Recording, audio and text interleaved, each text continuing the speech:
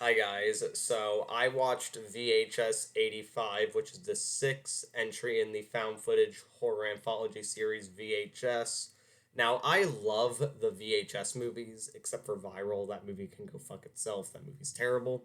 But all the other VHS movies are some of my favorite horror movies ever. I love found footage and I love anthologies and I love most of the VHS movies, and I gotta review all of them at some point because some really I love them, just not Viral. But yeah, this one is a Shutter original with Bloody Disgusting, who's made all of them, and Shutter helped make 94, 99, and this one are the Shutter originals.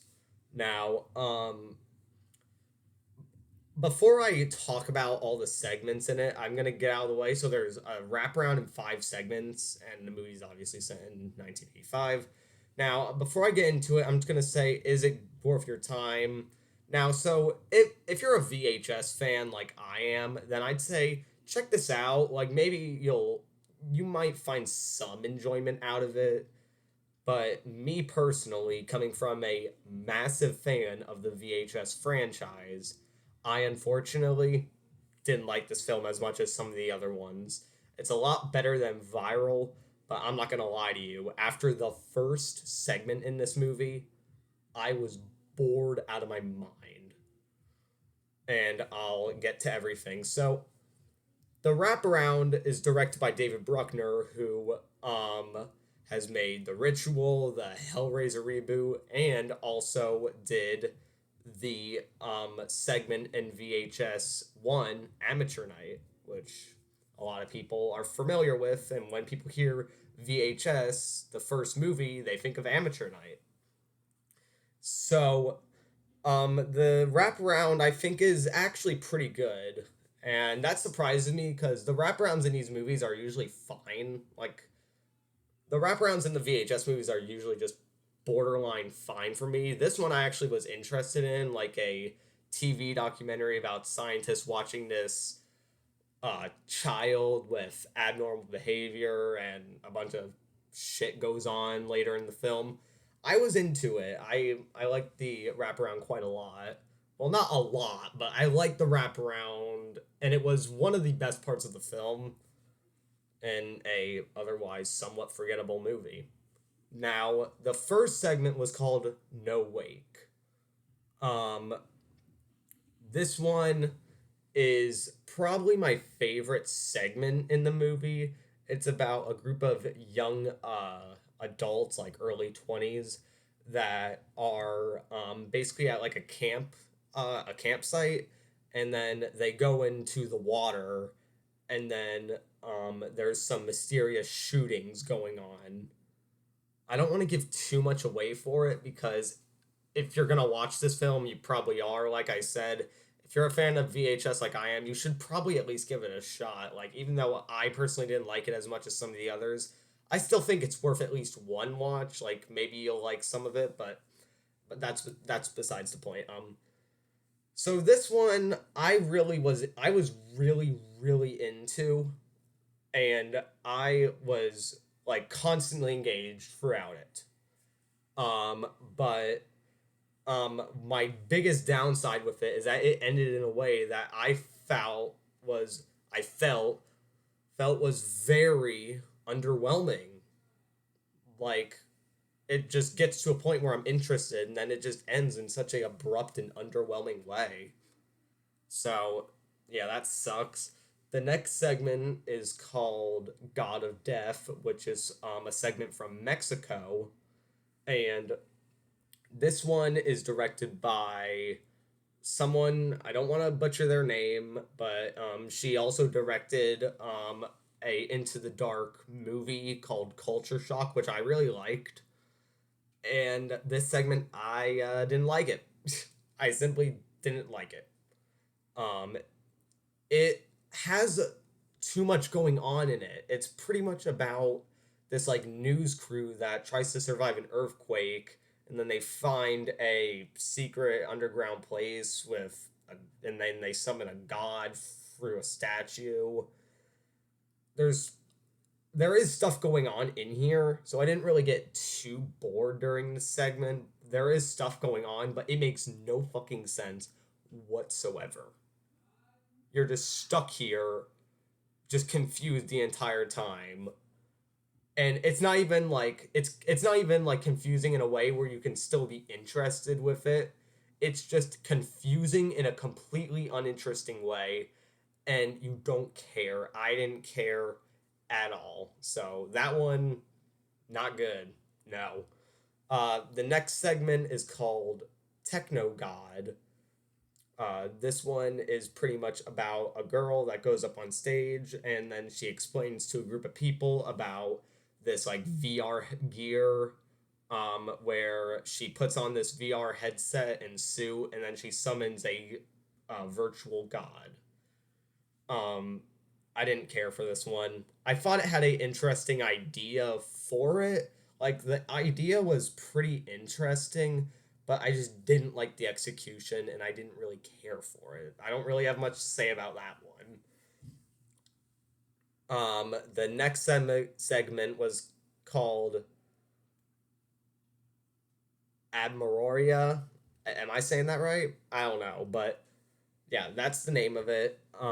This goes back to the segment from the beginning, though my favorite one, which you would expect to be good, but it's just at this point I didn't give a shit, and the way that they told this segment and how they tried to connect it with the first one, they did it in such a way that I thought was very uninteresting, and at this point I just didn't care. So yeah, that didn't work for me. And now the last segment I actually thought was pretty good, and it's called Dreamkill. It's directed by Scott Derrickson, same guy behind Sinister and The Black Phone, which are two movies I love. And this one was actually pretty good.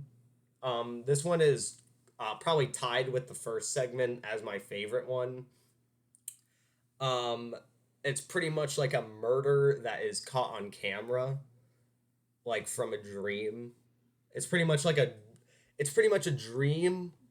It's a murder from a dream that is caught on camera, and there's an investigation going on. Now, I thought this one was interesting, and I was into this one, but the main issue with it is that the concept is a idea that would work for a feature film and not for like a 20 minute segment like this. But overall, for this film, it was pretty okay-ish. Like it was decent enough, and I was interested in it. So overall, VHS 85 was a pretty big disappointment. Like it honest one thing I will say is that I really did like the aesthetic of this one. I liked the way it was shot. It was like very analog shot.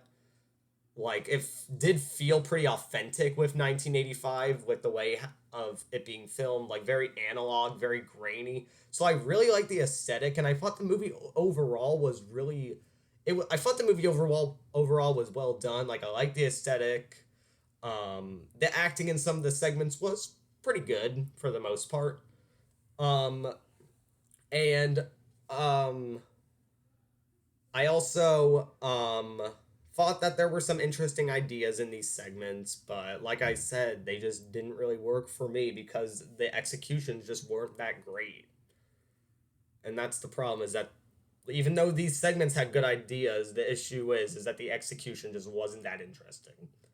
So in the end, VHS 85 was definitely a disappointment for me. It's a lot better than Viral. Like if I had to choose between watching this or Viral, I would do this 100%. Viral was terrible. It's one of the worst horror films I've seen.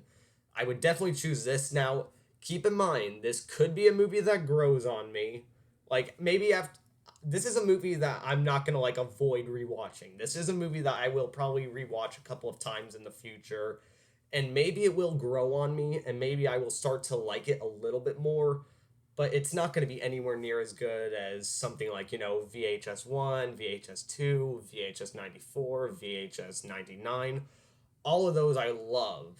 This one was just, I don't know. It was fine, I guess. Like it was watchable. Like obviously, if you're a massive VHS fan like I am, then sure, check it out. You will probably find things to like, but there's obvious You might feel the same way I do. There's going to be stuff you don't like about it. There's going to be some stuff that you do.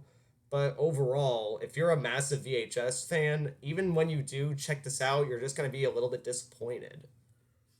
And it really feels like that. So, fun fact, last year when VHS 99 came out, it was actually the most watched premiere on Shudder. So, it really feels like that they kind of just like, and they announced 85 like a few days after that. So, it really feels like they just quickly threw this movie together and just hope that people would watch this one so they could make some money off of it. So, I don't know how they're going to do with that, but overall, um, interesting concepts with segments, wraparound in particular, but segments, interesting concepts, but all of them underwhelming. And this is probably going to be a movie that I'm probably just not going to remember. Like, when I look back at the VHS films, I just can't see myself rewatching this movie. Like, obviously, I'll watch this over viral, but when I go back and rewatch the franchise that I love, I just I can't see myself rewatching this movie every time. Like I said, I will try and watch it some of the time. Maybe it'll grow on me, but viral I actively avoid. I saw that once and I hated it. I've been thinking about rewatching it before I review it, but man, I do not expect it to like it anymore because that movie is horrible. But this one is not one I'm going to actively avoid. It's just when I decide to rewatch the movies in the franchise that I love, one of my favorite found footage franchises and one of my favorite anthologies. Like when I go back and rewatch those movies, I just can't see myself rewatching this one every single time. So I'm not mad. I'm just disappointed. So anyway, that's my review of VHS 85. It's currently streaming on Shudder as an original. If you've seen it, comment down below what you think about it, and also subscribe to me to see more horror and thriller reviews.